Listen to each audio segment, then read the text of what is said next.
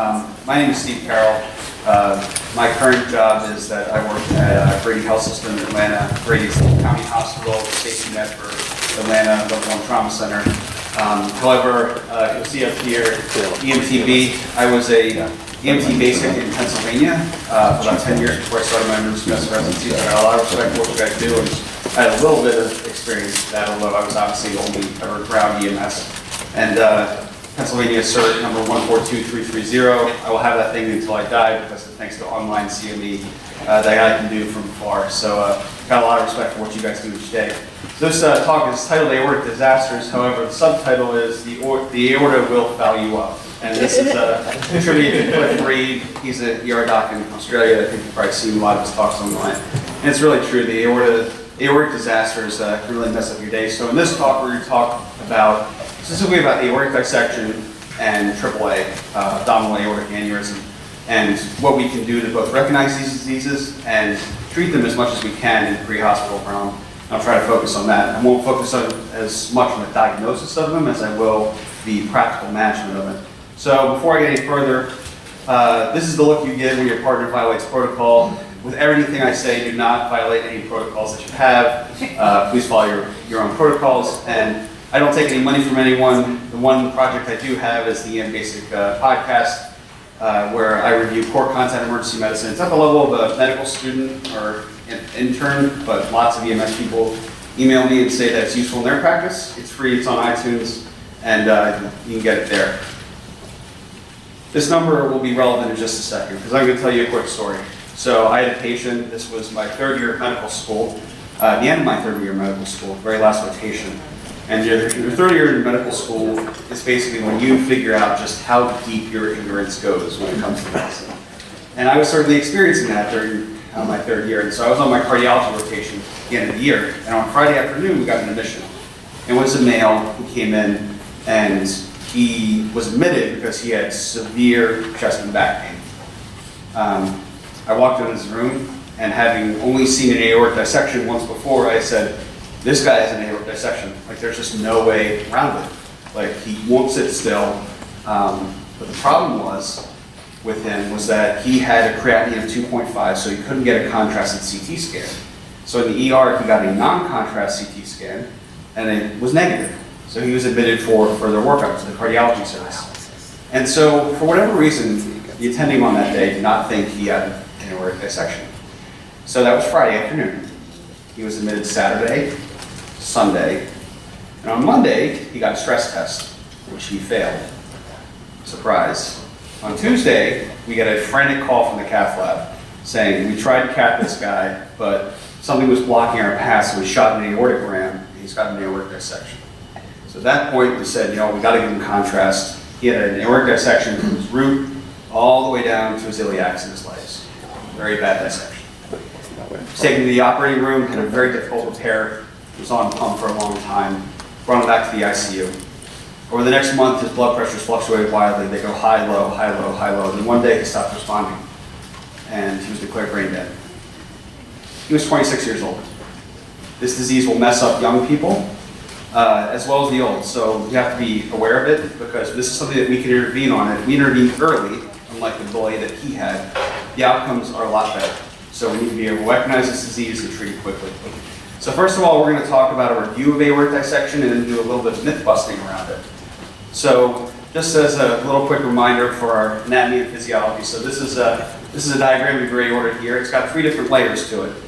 You don't really need to know the layers except for the fact that when you have a dissection, what you have here is you have a break in the wall. And that break allows blood to flow into it and allows this part of the wall to peel away from it. Now the problem with this is that this weakens the aortic wall. And as this dissection gets worse, it weakens it further, and you're at risk for the patient rupturing the aorta and bleeding into their chest. And when you bleed into your chest from your aorta, that is a very bad day. So the typical patient for this is actually this person right here, an older white male with chest pain. Usually the chest pain here is described as very ripping, tearing, and very sudden in onset. However, we'll talk about why that may not be true in a second. So first of all, very severe chest pain that started very suddenly. These patients are almost always hypertensive or have some history of hypertension. So with aortic dissection, all their vital signs are going to be high versus AAA, they're already low. Now, an abdominal aortic aneurysm is different from a dissection. So a dissection is when the tissue, that inner wall, tears away, versus an aortic aneurysm is when the wall weakens. And they're two different things. Now, aortic aneurysms put you at risk for dissection, but they're actually two different things. You can get aortic aneurysms at any part in your aorta, but they're most common below the kidneys. However, they can also occur in the chest, and they'll put you at risk for dissection.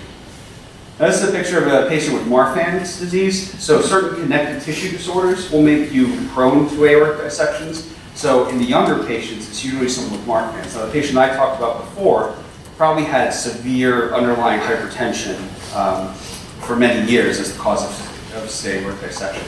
So in these patients in Marfan's, you'll find that they have very skinny and tall fingers and arms.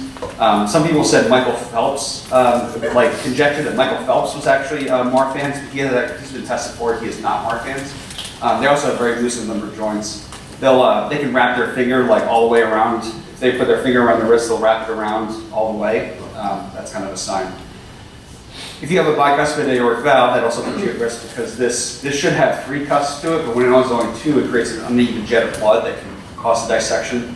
You're obviously not going to know this. Recent procedures, so if you've had a recent catheterization, they have to stick a wire in there, and sometimes that wire can cause an aortic dissection by puncturing that inner layer. Weightlifting or any sudden strenuous activities can also cause this as well, as can cocaine, meth, and things that stimulate. Basically, these raise patients' blood pressures very quickly, and it puts them at risk for aortic dissection. So what about the symptoms of it? So we kind of talked about this before. So this sudden onset, the classic is ripping and tearing chest pain, but you can also see syncope with this as well as a presenting symptom. So if you think chest pain and syncope, you have to at least think aortic dissection. We also talk about blood pressure differences in both arms between the left and the right arm. We'll talk about that in a second. And also, if you're in an ED, you can say, a wide mediastinum on the chest X-ray, so you can see that this right here, that's way too wide. That has to make you think that the patient has dissection or an aneurysm that could lead to a dissection. This is a classic wide mediastinum. This is just a diagram of the aorta just to remind us that the aorta courses through your entire, a large part of your body here. So this is a reminder that you can have symptoms almost anywhere in your body from an aortic dissection. So what I tell people, whenever you have chest pain or back pain so if you have chest pain plus a neurologic symptom in your leg, your aorta is the only thing that connects the two. So if you have 2 symptoms in 2 parts of your body, think about aortic dissection. So let's talk about some myth busting around aortic dissection. First of all, the board's answer, which is Latin for it only occurs 15% of the time, is that aortic dissection is sudden onset of ripping, tearing chest pain. So Mythbusters, is this actually true? So this was a study called the IRAD study. What they did was this was a registry where they looked at all aortic dissections that arrived to, I believe it was the University of Michigan. And they took a look at their symptoms, their labs, and other factors. And so what they found was that 73% of people with aortic dissections reported chest pain. So that's to be expected. Only 51% described it as tearing or ripping chest pain. So it's not 15%, it's 51%, but still, just about half of them. 64% said it's sharp chest pain. Now there's some overlap here, that's why this doesn't add up to 100%. So whenever I think when we get to this trap that we think, a little bit of sharp chest pain, that sounds musculoskeletal, right? But in this setting, 64% of people that actually described their chest pain as sharp. However, 90% of them said this was the worst pain of their life. So the way I think of it is people with aortic dissection have pain that's sudden in onset, maximal in onset, and worst of life. And if you ever heard of a subarachnoid hemorrhage in your head, that's kind of the same description. So that's the same kind of pain. However, 6% of these were painless. And to which I say, this is not fair. How can you have an aortic dissection be totally painless? And what probably happened was they got a CAT scan looking for, say, pulmonary embolism, and they happened to find the dissection just by sheer luck. So this disease is really unfair because it can be hard to diagnose. So if we say sharp, ripping, tearing chest pain, then we've confirmed that one. But you have to add the sharp in there, like ripping, tearing, not always. What about pulse deficits? We always talk about this. Maybe this is something that you guys will routinely check on these patients, bilateral blood pressures. That only occurs about 15% of the time in aortic dissections. So if you find it, great, that can help you kind of go down that path to say this may be an aortic dissection. But if you don't find it, it doesn't rule it out. And so as a reminder, the reason why this works is that when you have a dissection, this can occur in 3 dimensions. It's not just a straight line. And it can kind of twist and bend. So in order for you to have a difference in blood pressures, it has to include this left subclavian artery, or at least a section of the right side of the aorta here. If it doesn't include this particular area, then you're not going to have a blood pressure difference in between the 2 sides. So 15%, that's kind of busted. If you find it, great, but if you don't find it, you can't rule it out. So this is imaging that you can get in the emergency department. So this is a CAT scan with contrast, a CT angiogram of the aorta. And what you'll find for these patients is that you'll have, this is the aorta right here. This is the descending, it's the ascending portion of the aorta. And so you can see right here, this is where contrast is. This is the line that indicates the tear. And this is the part that's not filling with blood right there. And this is what it looks like on a reformatted image on looking at the side of it. This tear right here is a battery. That's all right. This tear right here is where the dissection. And these dissections can extend the entire length. They can take out your kidneys. So that's why this patient had creatinine of 2.5. Now he also could have had long-standing hypertension. We really don't know. But his dissection actually did involve his kidneys. So that's a problem with these patients that we can't give them contrast, at least not based on current literature. So I have to at least mention ultrasound for this disease. So ultrasound is not great for dissections. It's great for AAAs, it's not as good for dissections. There are a few case reports out there of people who happen to find dissection flaps when they look with ultrasound. So you can see here, this is actually a snapshot of the aorta looking long ways. And this is a dissection flap right here, which was confirmed on CAT scan. Another way to do this is that you can look at the aortic arch from the suprasternal notch. And this is pretty subtle here, but this right here is actually a dissection flap. I really don't teach this a whole lot because it's not really greatly sensitive for it. I mean, if you find it, great, but I mean, all these people need CAT scans, and I've seen more CAT scans ordered because of questionable ultrasounds than I have actual positives, but you know, I think it's important for us to mention. It'll be much more important with AAA though. So once we've diagnosed the dissection, the question is, what do we do about it? And so this is where we talk about the classic double product control. So every time your heart beats with an aortic dissection, think of it like Mario here hitting your aortic wall. Each pulse of blood hits that dissection flap, and the possibility is that it grows further. So we want to try to limit that damage in the acute term. So we want to control the heart rate first, and then the blood pressure. The reason we want to do it in that order is because if we just control the blood pressure, you'll get a compensating tachycardia. We want to control both things at once. So we want to drop their heart rate first, and then focus on dropping their blood pressure. This is that double product control. And so before we go hanging a whole bunch of drips with this patient, let's do the simple things. Let's give them some pain control. Okay, so pain control is going to be your first thing with these patients. Now, we're going to talk about this both as in terms of if you arrive and you suspect someone has aortic dissection on the scene, and also interfacility transfers. So the first thing to do is to get these patients pain under control. If they're in 20 out of 10 pain, that's going to increase their heart rate, increase their blood pressure. So get their pain under control. Fentanyl's great, morphine, hydromorphone, Dilaudid, will provide you longer periods of coverage with pain medicine. So make sure to get their pain under control first. This is the one patient. Believe it or not, I think there's at least one patient out there that should not get ketamine. This is probably the one patient. However, because ketamine can raise your blood pressure, it can give you tachycardia. However, I will say, if you can, 10 or 20 milligrams, a very small dose just for pain, may avoid having to give you more opiates later. So as long as that's combined with aggressive blood pressure control, but follow your protocols on that one. This is actually the one patient I would probably avoid ketamine on if you can get away with just opiates. So for heart rate control, esmolol is the gold standard drug, quote unquote. It's what's on all of our tests, and it's what is usually said that this is what the drug that we should use. However, it's complicated to use, and you need to know how to use it correctly. And this is something that you need a reference card to use in order to use it correctly. So first of all, the loading dose of it is 500 mics per kilogram IV. So that works out to 0.5 milligrams per kilogram IV. And then you start a drip at 50 mics per kilogram per minute. The max is 200 mics per kg per minute. The thing that you have to remember with esmolol is very short acting. And so every time you go up on the drip, you have to re-bolus that initial rate, or else you're going to keep chasing your tail. And it's not going to decrease your heart rate. It's not going to decrease your blood pressure. So osmol has beta blocking and then also weaker alpha blocking properties as well. So this is what you're going to use to try to get your heart rate down as low as possible. Your goal heart rate is less than 60 beats per minute, or as low as the patient will tolerate. So, like we said, we're trying to get both things under control, both the heart rate and the blood pressure. Labetalol, though, could be that drug you go to in a pinch. Now, osmol, you see, is very hands-on, very intensive to set up and run. You know, if you only have a few minutes, labetalol may be kind of the